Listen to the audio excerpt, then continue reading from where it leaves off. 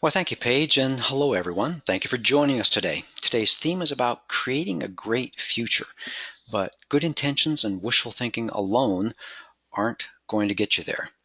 So in preparing reserve studies, we feel like we get the client halfway there when we deliver a great reserve study, but it's kind of like a relay race where the baton gets dropped when, because of poor decisions, we don't see the association thriving or succeeding. So we're going to try to connect that here today.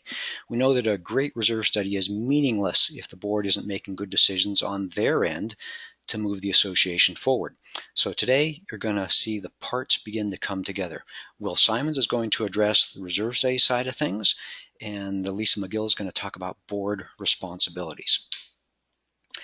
So as we go through today's webinar, because you're muted to keep background noise to a minimum, if any of us ever need your feedback, we'll ask for a hands raised. And you raise your hands by clicking on the hands raised icon in your control panel that looks very similar to the one I'm showing on screen. So let's practice that. Grab your mouse and click the hands raised icon in your control panel if you're ready for us to start the presentation. Give me a hands raised click. Okay, I'm looking up and down the list and I'm seeing hands coming up just about everywhere. Okay, great. Thank you very much. I'm going to click hands down. And so, Will, start us off. Okay, hey everybody, thank you, Robert. And let me reiterate again that our goal for today is to help you steer your communities towards a healthy financial future. To us, that means one without special assessments, with minimized expenses and board liability, and most importantly, maximized property values. But like Robert said, this requires a conscious process and a smooth baton pass, which reminds me of a famous line from Ben Franklin, who said that by failing to prepare, you are preparing to fail. And so we all know the future is going to come one way or another. And since we also know that counting on wishful thinking and not actually making a plan will typically always lead to failure. Okay, so to get things going, let's take a look at this chart for a second. This here is an example of what reserve expenses look like over the years. And when you're looking at the big picture like this, the spending in each year may look random, but these are all very regular, very predictable projects. Of course, because they're all major expenses, it would take years of preparation for a community to be ready when the time comes for each one. And that's what reserves are all about, taking the time to prepare for success. If a community doesn't accept this as reality or decides to take the risk of not planning ahead, we see all the time what will happen. It's going to lead to deferred maintenance, loans or special assessments, and in the worst cases, eventually leading to declining property values. So obviously, those are all things we want to help you avoid today. Okay, we just looked at that chart of expenses taking place each year, and we know that all of those expenses, in this case, came from these very predictable timelines and life cycles for the various components. I'll probably repeat that word predictable a few times today. The point is that in the reserve study business, we are not guessing. We've just gotten very good at predicting patterns of expenses by understanding that reserve components generally have well-defined life expectancies and replacement costs. So when we prepare a reserve study, we provide the information in a format like this, where you'll see a description of each project or component, as we call them, along with its useful life, remaining useful life, and current replacement cost. So if you look at the table, for example, the first line shows that pool furniture will need to be replaced about every 5 years. And then there at the bottom of the list, we've got a hallway refurbishing project on an 8-year cycle. The point is that these are all very normal, very predictable projects. Now, in case you're wondering how we determine what belongs in a reserve study, let me walk you through our industry standard criteria. These come from National Reserve Study Standards, which CAI initially published back in 1998. And the standard is great because it applies to any and all types of associations, whether it's a luxury high-rise condo or a small single-family home community. The same basic idea is that we're looking for things that are A, the association's responsibility, B, that have a limited useful life, C, that have a predictable remaining useful life. Again, there's that word predictable. And D, are above a minimum threshold cost. Now, if we go back to that same table again, we can view these components using that lens we just described. This is a pretty simple, short example, but I think you'll get the idea. Everything on this list satisfies that 4-part test. Of course, there may be some gray areas when it comes to the timelines for certain things, and we know that sometimes costs can vary based on the scope of work involved with the project, but generally speaking, these are all significant projects that the association needs to be ready for, and not just once in a lifetime either. When I talk to groups here in Florida, I always make a point to emphasize that these standards have been in place for so long because they really are the foundation of our reserve study industry. Having a standard in place makes sure that associations are getting quality work done by people who actually know what they're doing. So it's not just an arbitrary process determined by the person or the company doing the job at that point in time. It's pretty much the same as in other industries, and I'm thinking here of medicine or law or accounting, that having a set of standards in place makes sure that the client is both protected and well served. Okay, so now I want to talk about reserve contributions. And we always point out to our clients that they should not think of collecting reserve contributions as saving up for some future project, okay? Although that's technically true, it's more appropriate to think of the reserve contributions you collect each year as money that is collected to pay the deterioration bill. If you think of it this way, it ensures that each owner in the community is paying their fair share of the costs of the components, whether or not they're living in the community at the time the work actually gets done. So when you think of it this way, it's clear that these are not optional. Just like any other bill, deterioration should be paid for as it happens, not all at once at some future date, because of course that's what we call a special assessment. And again, creating a great future means not relying on special assessments to pay for your components. Okay, so we're going to look at this next slide here. And I hear all the time from boards that reserves would be, quote, nice to have. And that's just simply not true. Reserves should be mandatory. Luxuries are nice to have, but routine bills need to come first.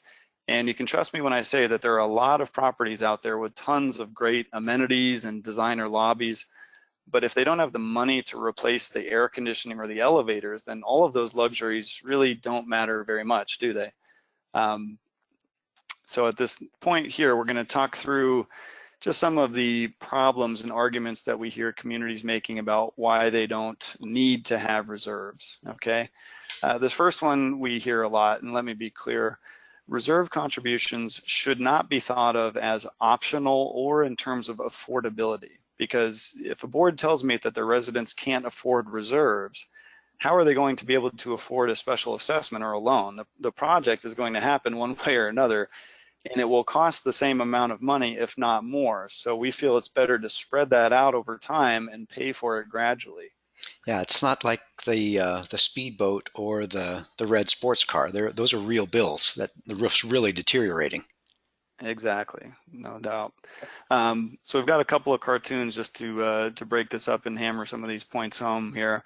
This first one's pretty good. So we've got a realtor here saying that, you know, this place is run down because they haven't been wasting funds on reserves. You know, I've been through this process before with my realtor and had to do some educating about what the purpose of reserves for. It's really not just a matter of keeping assessments low in the community. Yeah, it's not a luxury. Right. All right, so this next one here, again, Paige mentioned at the top, I was a board treasurer myself, and I'm glad I never had to try to make this presentation, figuring out how to cover for this big chunk of the budget that represents the money we wish we had, right? So for the treasurers out there, don't be this guy. Okay, so let's go back to that list. The second problem that we hear a lot, and I alluded to this one earlier, but we really think it's a problem when people say that reserve contributions are savings, quote, for the future. It's much more realistic to say that reserve contributions pay the bill of ongoing deterioration in the present. Now, as a byproduct of paying the deterioration bill, you do accumulate money over time. That makes sure you're ready when those components need replacement. But it also makes sure that everyone in the community has paid for the deterioration that occurred while they were there, whether or not, again, they're living in the community when the work actually needs to be done. Okay, I'll let you guys read this one here for a second. And as you can imagine, we get this one in Florida a lot. But on the other hand, I've also had more than a few people say now that if they knew they'd lived this long, they would have hired us years ago. And we're human. We do understand that the priorities will shift as someone gets into their later years. But again, the board's responsibility is to always take care of the association first, whether or not the residents there are in their 30s or in their 80s. And well, can I jump in here too? It has to do also with the value of the asset, because it kind of doesn't matter how old the resident is. The asset, if it's allowed to deteriorate, is going to deteriorate for a 30-year-old or an 80-year-old. So it's still the board's job to maintain that asset, kind of like that real estate cartoon you showed a couple moments ago. Yeah, absolutely. You also have to think about safety of the residents. If there's likelihood of failure of the structural components of the condominium, then you're endangering the lives of the residents. No doubt. Yeah, when we look at some of these older properties, there's usually quite a lot that needs to be done just to to keep them going. We're not really talking about improvements or enhancements most of the time. But Yeah. Could be balconies, it could be sidewalks that are upheaval, trip and fall hazards, things like that just needs to get done. That's right. All right, so this next point here is similar to the last one in a way. People will sometimes say, oh, but I'm planning to sell my unit in a few years, so since I won't be living here then, why should I pay for something that happens way out in the future? So again, just to make this point crystal clear, if the question is whether reserves are for the here and now or for the future, hopefully everyone agrees by now that it is best to think of reserve funding as being for the here and now, because when you put it in that light, it's easier to see that everyone is assessed appropriately and is paying their fair share. Okay. So now our last point here, again, just because the roof doesn't send a bill to the association each month, it doesn't mean it's not costing something every day. From the moment a building is completed, it starts to age and deteriorate, and the earlier you recognize that and start offsetting that deterioration with reserves, the better prepared you'll be for long-term success. Okay, so now we're going to shift away from how to characterize reserve contributions, and we'll start talking about board responsibilities. So for that, I'm going to hand things over to Lisa. Thanks, Will. I can't agree with you more. I hear those arguments all the time. Reserve contributions need to be paid just like any other bill. The board's responsible for management and operation of the facilities as a fiduciary for the owners. So the board's clearly responsible to provide for the needs of the association, needs for the physical structures. And as you may have heard through CAI, the board's job is to protect, maintain, and preserve the assets of the association. Now, where do these responsibilities or obligations come from? Well, generally 3 areas. Of course, the governing documents. Every state has specific legislation outlining board obligations and responsibilities. And you also have the common law principles of fiduciary responsibility. Let me say that again. Fiduciary responsibilities. Board members are required to act in good faith with the care of a reasonable person and in the best interest of the association. If you adhere to these principles, you will be fulfilling your fiduciary obligations. Lisa, that sounds kind of like business judgment rule basics. That's exactly right. Okay. By failure to adhere to your business judgment protects you from making bad decisions under certain circumstances, but it does not enable you to hide your head in the sand or neglect the property or fail to discharge your responsibilities. So you have to make those decisions, as I said, with the care of a reasonable person and based upon your investigation and knowledge of the situation at hand. Right. Remember, all board decisions are reflected in meeting minutes and budgets. So at some time in the future, it's pretty easy to evaluate whether those board actions or failure to act disregarded the property needs or resident safety. Those records will be looked at if there's a problem. I can assure you that. So let's think about the your actions as a board member within these three general categories. The duty of care. You're legally responsible to make quality decisions, hiring respected professionals, not choosing the cheapest options, thinking about value propositions. The duty of loyalty. You're serving the association, not yourself.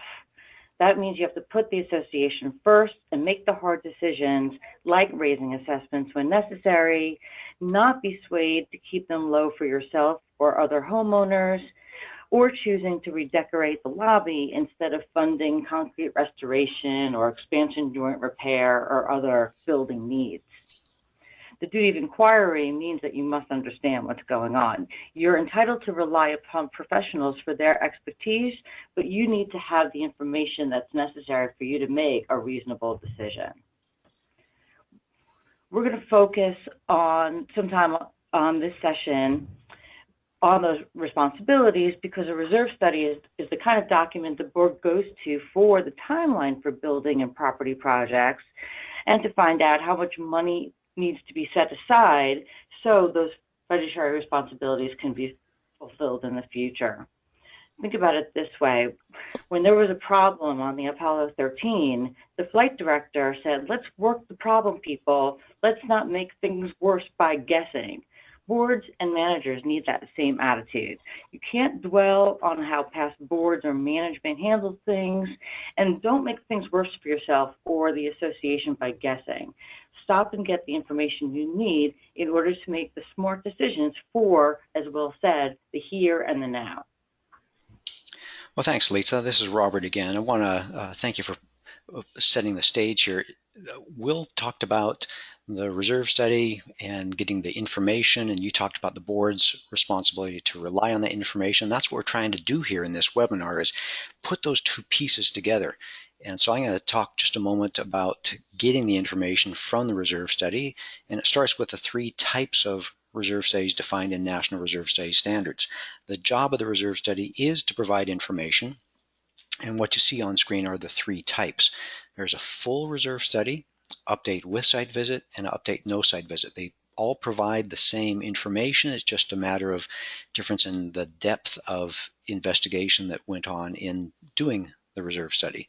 And the way they work together is that a full reserve study is prepared, again, according to National Reserve Study Standards, meaning the association only needs to do a full reserve study once, because there's no need to remeasure something like an asphalt parking lot that didn't change in size. And that's the difference between a full reserve study and a with site visit update, is a lot of the measuring and the establishing of the component list.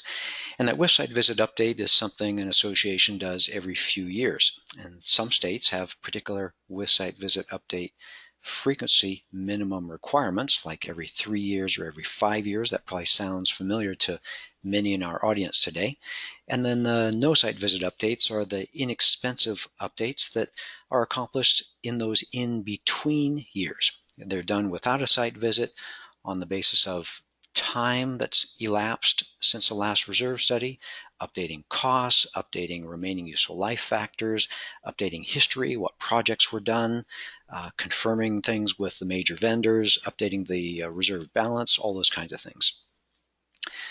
And then, as I said, the same information is in all types of reserve studies, but there's three results. The first is the component list, and that answers the question, what's going to happen and when? And that component list is what Will showed earlier. Reserve fund strength evaluates the association's reserve balance starting point. It compares the reserve cash to the reserve needs of the association. And the funding plan answers the question, where do we go from here? Okay, thanks, Robert. Yeah, Will here. I'm going to jump in and get into a bit more detail on this topic. Unfortunately, not all reserve studies are created equal. So to get a great one, the associations out there should make sure that it's being done according to National Reserve Study standards and being prepared by a credentialed professional. If it is, then the component list should look something like this. What projects are going to occur? How often? When will they occur next? How much will they cost? All that information will be laid out in this type of format. And of course, the study will use the 4-part test that I described earlier to create that list in the first place. It's from that list of components that you'll then get projected expenses through the years so that you know which years will have the big spikes and which ones will be relatively quiet. Okay, on this slide, this is an interesting one. Here we've taken a lot of real-world data and we've measured the risk of special assessments at various levels of percent funded. And the takeaway here is pretty obvious. Reserve fund strength matters. It's no surprise when your reserve fund strength is weak, which again on a percent funded scale means in the 0 to 30% funded range. You can see that special assessments are very common, and of course we know why. When percent funded is low, that usually means the association hasn't been paying that deterioration bill we've been talking about. So eventually that will catch up with them and they'll need one big catch-up contribution in the form of a special assessment in order to make up for all that lost time. All right, so on this one, if you're wondering about reserve contributions as a percentage of the overall association budget, here's what we've found to be normal across the country. Okay, so having done tens of thousands of reserve studies as a company, we've seen that financially healthy associations tend to contribute between 15 and 40% of the association's total annual budget to reserves. That sounds like a lot of money, but that's just what it takes. And the good news is when you break it down to a per unit, per month basis, okay, for the typical condo owner, that's only about the cost of a premium cup of coffee per day, right? So again, as Lisa said a moment ago, no matter what, it's the board's job to provide for the needs of the association and to make sure that they're properly funding the reserves, however much that takes. You're absolutely right, Will. As an attorney, I see associations of all different shapes and sizes, some doing really well, some not doing so well, maybe floundering a little bit. The ones I see that are really taking advantage and have value from their reserve study seem to be doing the same things. They're hiring a qualified professional, someone with national credentials in the field. That's absolutely important. They're working with the provider, not just asking the provider to do everything, by sharing some of the history of the property and what actions have been taken over the last several years. They actually join the reserve specialist in the site inspection to point things out and provide an accurate starting reserve balance. They discuss and strategize how to pitch the reserve funding plan to owners. That's very important as well. And in the end, they have a work product that really is a combination of the owner, board, manager, knowledge of the property, plus the professional's experience and wisdom. That sounds like continuing that theme of passing the baton, working, talking to the reserve professional at the site inspection, talking about strategy and pitching it to the owners, and then make sure that you don't lose any information about what project happened 2 years ago and making sure everyone's up to speed on what's going on at the property. I agree, Robert. The study is not only a planning tool, it provides important disclosures to current and future owners, lenders, and the like. If you have inaccurate disclosures, basically you're leaving yourself in the lurch sometime in the future, as well as opening the door to potential liability. The reserve study is not intended to be static, though. You don't have one for the rest of your life. You need regular updates and reviews to ensure the figures or the calculations will meet your present and future needs. You talked about the categories before, either an update with a site visit or update no site visit. If it's been several years since you had your study updated, I would invite the reserve specialist to come to the property to conduct a physical evaluation. And think about it. It makes perfect sense. Associations that update their reserve studies lower their risk of special assessments. Only about 20% of the associations that update their reserve study annually need a special assessment. Go back to the chart that Will was talking about earlier. By keeping your eye on the ball financially, you add value to the community and you increase your property values. You know, physical deterioration is ongoing. The reserve balance is always changing. Project pricing is always changing. I'm sure Will has plenty of stories about that. So there's real value in updating your reserve study regularly. So let's go back to how you make great decisions for this great future. You start with the Great Reserve Study, one that updates you and your owners about what projects are going to happen and when, how your reserve fund is doing, and what contributions are needed to offset deterioration and prepare for those expenses. You now have to back up that reserve study with making great decisions. Employ that duty of loyalty to look after the needs of the association. Exercise that duty of inquiry to find out what's the right thing to do, and comply with your duty of care by obtaining advice from a qualified provider with good references. Of course, this decision-making process applies when you're interviewing an attorney to help with legal problems, getting a reserve study, or any other important decisions for your community. I got a kick out of this cartoon. It's similar to the one where the realtor was explaining the association doesn't waste its time or its money funding reserves. Look at it. It illustrates an association with a board that's obviously shirking their responsibilities. They're kicking the can down the road, keeping assessments the same, not doing necessary projects, not fulfilling the needs of the association. If you can't read it, it basically says the gentleman on the left is bragging about the fact that they haven't raised assessments for 8 years. But when you look at the picture, the property is neglected. This is a perfect recipe for real liability exposure for the association and possibly even the individual board members. Which comes back to that business judgment rule that you were talking about earlier. Exactly. You cannot disregard the lives or the safety or the physical needs of the property. So what do? Well, what you need to do is make those board decisions. You make smart, important decisions. Everyone may not be on board, like this cartoon here, but you do have to honor your legal and fiduciary obligations. Your decisions are not necessarily unanimous, but move forward and do the right thing. Some people may need to be dragged into the great future, kicking and screaming.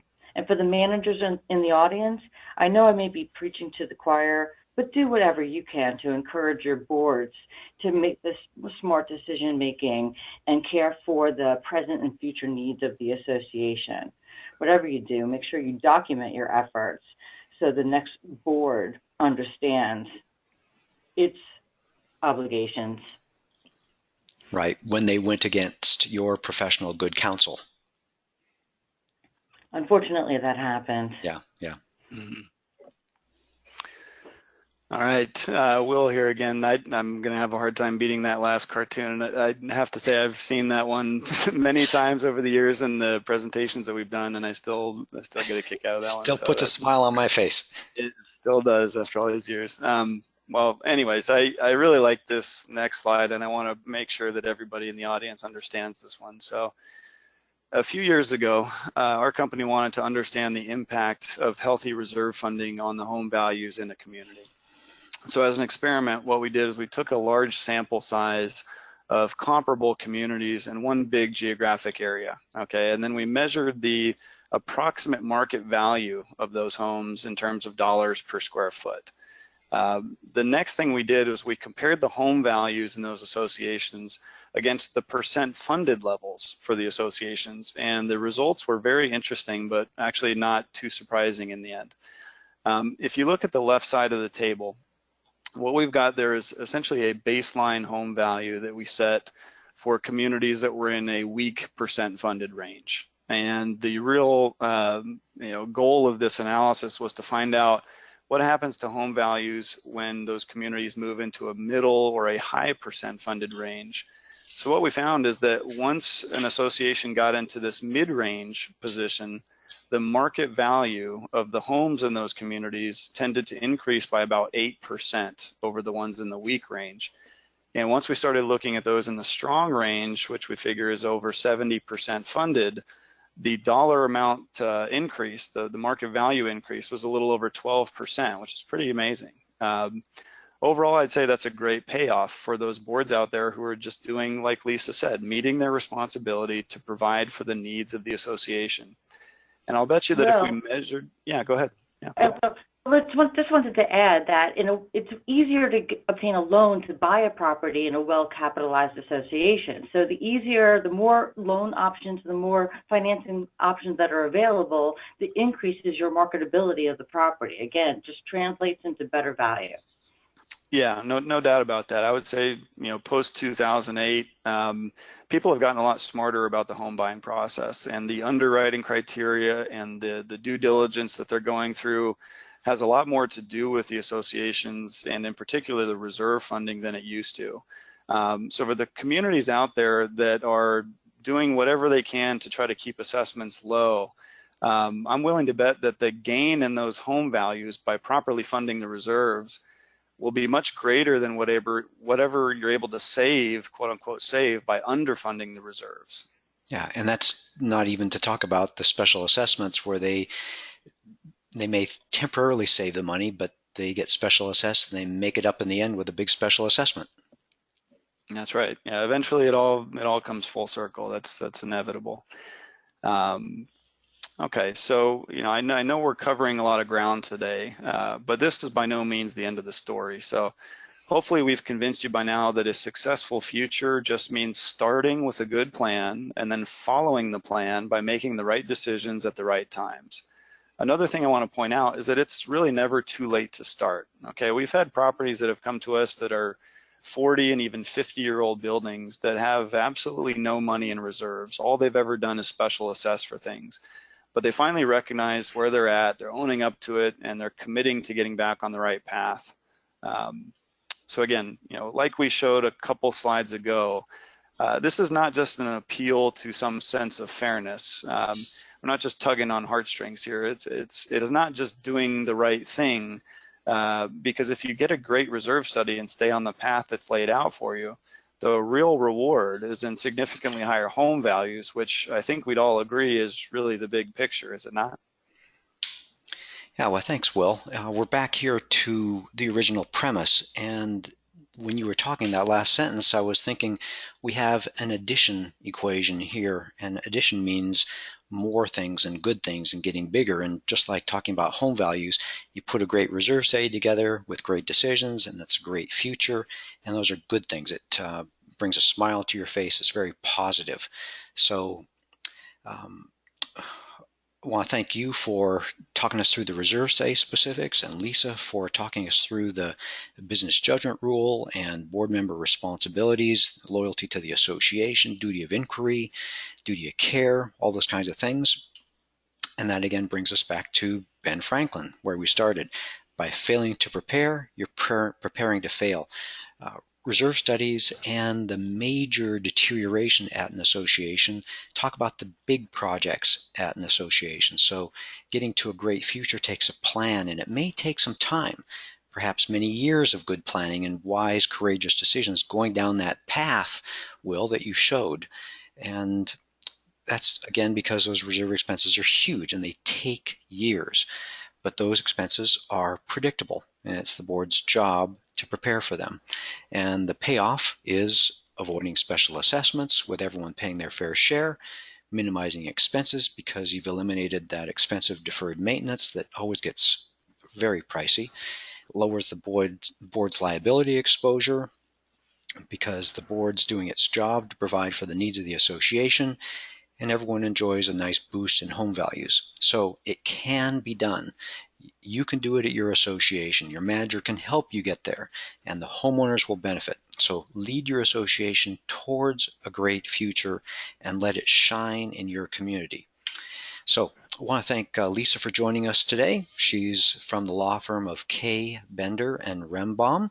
They have a long history of specializing in community association law through the great state of Florida. You can learn more about Lisa and the work done by KBR at their website, kbrlegal.com. And our job at Association Reserves is to provide quality, dependable guidance to help our clients plan ahead for their inevitable, in Will's words, predictable expenses so they can reach an improved future. We've been doing that now for 32 years for clients in all 50 states. And that wraps up our prepared material for today. So that brings us to our Q&A time, which will be moderated by Paige Showerman. So Paige, microphone is all yours.